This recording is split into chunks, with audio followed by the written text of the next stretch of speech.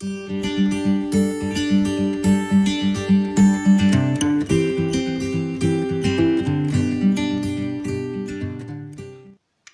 à tous, heureux de vous retrouver une nouvelle fois autour d'un café à la fois, du petit déjeuner. Je ne sais pas si je me répète chaque matin, mais vraiment je vous encourage à prendre du temps avec le Seigneur en priorité dans votre journée. Alléluia! Voilà, cela demandera peut-être à réorganiser votre emploi du temps, mais combien vous serez heureux de l'avoir fait. Et j'aimerais vous dire, c'est une parole prophétique, un petit peu en humour, hein, mais vous allez vous dire rapidement, mais pourquoi je ne l'ai pas fait plus tôt? Alors je vous encourage à cela. Voilà, nous revenons aujourd'hui à l'évangile de Marc, au chapitre 4, les 9 premiers versets que nous allons lire ensemble, une parabole très bien connue, certainement que vous connaissez, la parabole euh, du semeur. Jésus se mit de nouveau à enseigner au bord du lac. La foule se rassembla autour de lui, si nombreuse qu'il monta dans une barque où il s'assit sur le lac. Toute la foule était à terre sur le rivage. Il leur enseignait beaucoup de choses en paraboles. Il leur disait dans son enseignement, « Écoutez, un semeur sortit pour semer. Comme il semait, une partie de la semence tomba le long du chemin. Les oiseaux vinrent et la mangèrent. Une autre partie tomba dans un sol pierreux, où elle n'avait pas beaucoup de terre. Elle leva aussitôt, parce qu'elle ne trouva pas un terrain profond. Mais quand le soleil parut, elle fut brûlée et sécha, faute de racines. Une autre partie tomba parmi les ronces. Les ronces poussèrent et l'étouffèrent, et elle ne donna pas de fruit. Une autre partie tomba dans la bonne terre. Elle donna du fruit qui montait et se développait, avec un rapport de 30, 60 ou 100 pour 1. Puis il leur dit que celui qui a des oreilles pour entendre, entende. Amen. La suite du texte, dans la suite du texte, nous voyons Jésus qui donne l'explication de cette parabole à ses 12 disciples. Alléluia. Alors j'aimerais que nous puissions vraiment parler de cette parabole. Nous voyons finalement, c'est l'image donc d'un semeur qui va semer, nous voyons 4 terrains différents. Premièrement, un sol dur, c'est-à-dire sur le long du chemin, vous savez, ces chemins qui entourent les champs, où passent aujourd'hui les tracteurs, les paysans qui marchent, voire des promeneurs, etc. Donc un sol dur, c'est le principe d'un chemin, hein. Il ne faut mieux pas que ce soit mou, voilà. Ou alors un endroit pierreux, un endroit parmi les épines, ou alors une bonne terre. Ces 4 terrains, dans la parabole, représentent l'état de nos cœurs. 4 états différents d'un cœur humain. Bon. Quel est l'objectif, finalement, de cette parabole Quel est l'objectif, finalement, de cette semence qui est semée? Je vous pose la question. Jésus nous donne la réponse dans le texte qu'on a lu. L'objectif, c'est de porter du fruit pour Dieu. Alléluia. Il ne suffit pas de dire « je crois », mais le Seigneur attend que nous puissions porter du fruit à sa gloire, dans nos vies. Alors, voyons un petit peu rapidement ces 4 chemins. Parce que vous l'avez compris, en parlant de ces chemins, finalement, nous parlons de l'état du cœur. Et peut-être que votre cœur est dans l'état d'un de ces 4 chemins. Il est important pour nous de faire comme un contrôle technique, on pourrait dire, pour voir si notre cœur est toujours disposé à porter de bons fruits pour Dieu. Le premier chemin, le premier terrain, c'est le long du chemin. Bon. Les graines, quand on sème, il y a toujours quelques graines qui vont tomber à côté du champ, sur le long du chemin. Bon. Ces chemins sont empruntés par les passants et donc sont devenus durs. Et donc la semence ne peut pas prendre dans la terre. Elle n'aura aucun écho. Et cela fait penser au cœur dur, où la parole de Dieu n'a aucun écho. Au contraire, on la ridiculise, on s'en moque. Folie pour les uns, scandale pour les autres, etc. Et donc, on n'en veut pas, tout simplement. Et le diable vient enlever de suite cette parole d'évangile qui aurait voulu être semée dans le cœur, qui a été entendue dans l'oreille, mais qui n'a jamais pu descendre dans le cœur. L'ennemi vient de suite enlever cela, parce que le cœur est dur. Un cœur est dur lorsque il est foulé aux pieds par les gens du monde. Il est foulé aux pieds, c'est-à-dire on a vécu beaucoup d'injustices. Alors, si Dieu existait, pourquoi il permettrait? Donc on n'en veut pas. On se replie sur nous-mêmes, on se referme et on jette la pierre à Dieu. Donc Dieu, on n'en veut pas. C'est l'état d'un cœur qui refuse le Seigneur à cause de son intelligence. La semence ne peut pas aller plus loin que la tête. Elle ne pourra jamais descendre jusqu'au cœur. Et donc, nous sommes là en présence d'un chemin qui a un sol dur. Deuxième terrain, l'endroit pierreux. L'endroit pierreux, voyez-vous, est un endroit qui, finalement, il y a un peu de terre, mais il y a très vite beaucoup de cailloux. Donc, pour apparence, si vous voulez, la semence va de suite germer, donc on va se dire super, la personne croit en Dieu, sauf que euh, à la moindre petite épreuve, à cause de la foi, j'entends, eh ben, la personne s'en va et on ne la voit plus jamais à l'église, elle ne croit plus en Dieu, etc. On ne comprend pas, alors qu'avant, c'était la première à lever les mains à l'église, etc. Bon, eh ben pourquoi? Parce qu'elle n'a pas su prendre racine dans la parole. Elle n'a pas pu s'établir fermement dans sa foi, parce qu'elle ne le pouvait pas. Pourquoi?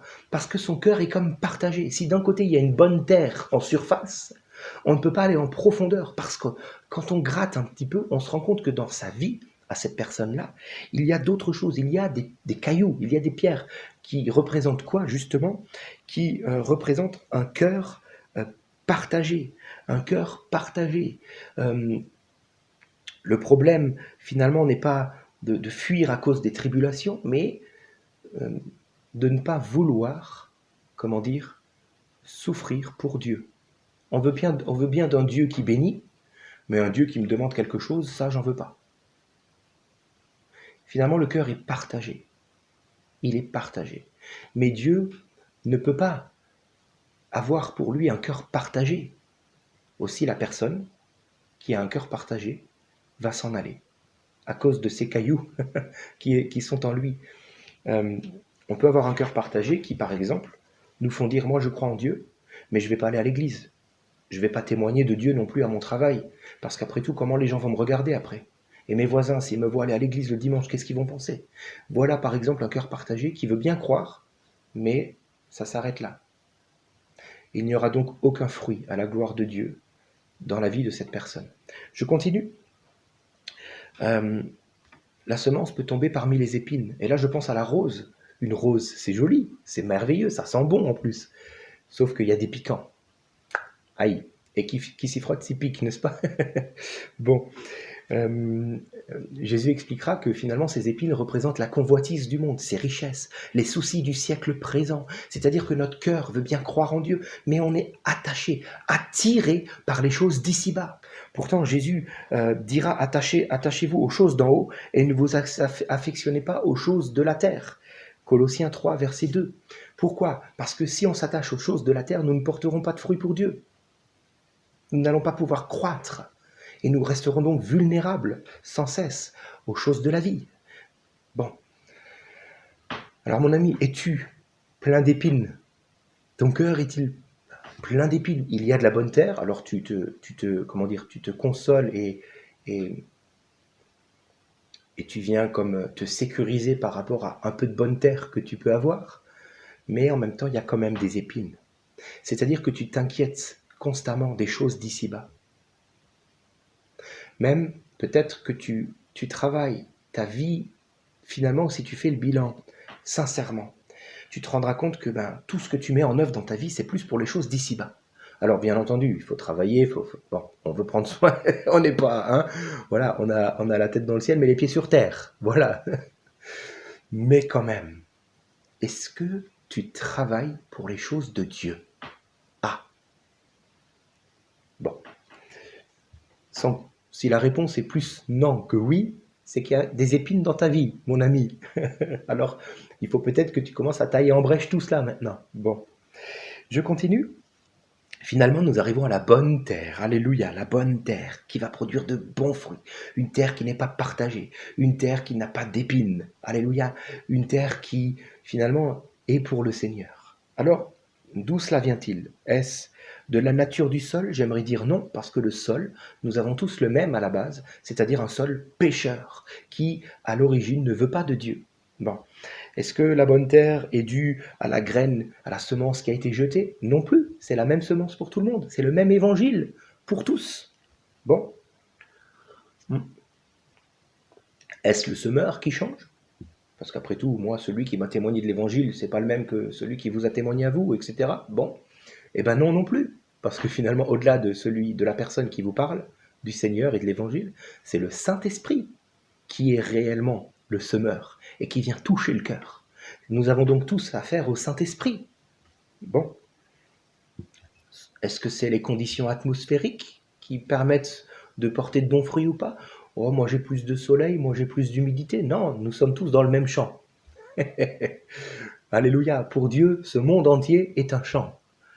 Bon, finalement la bonne terre est cette terre qui aura su être travaillée.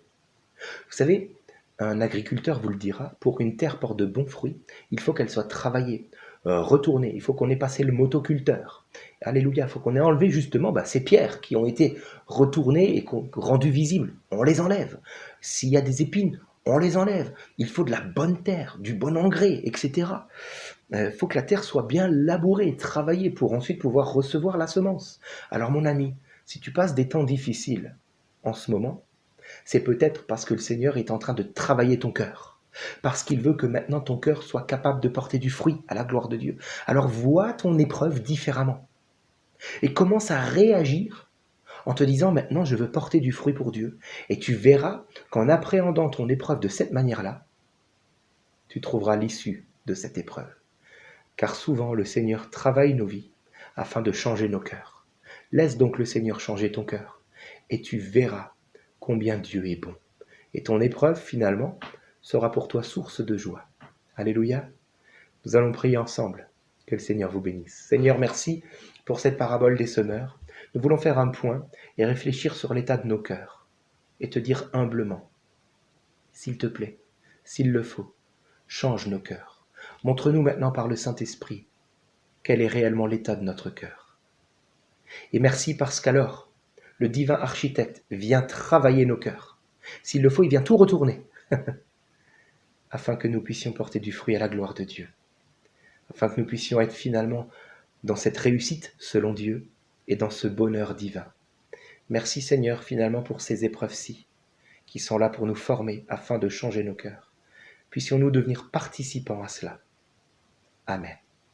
Que Dieu vous bénisse et à demain.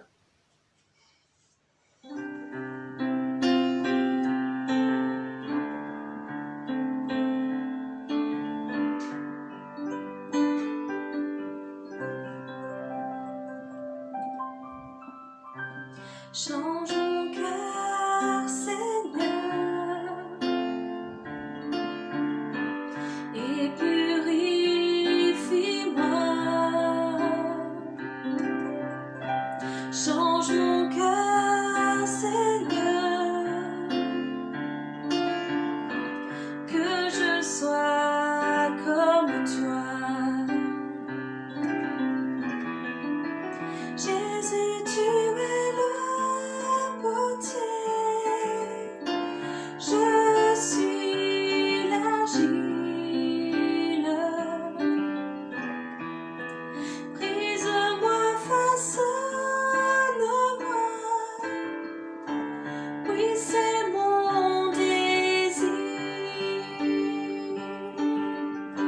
Change mon cœur, Seigneur, et purifie-moi. Change mon cœur, Seigneur, que je sois comme toi.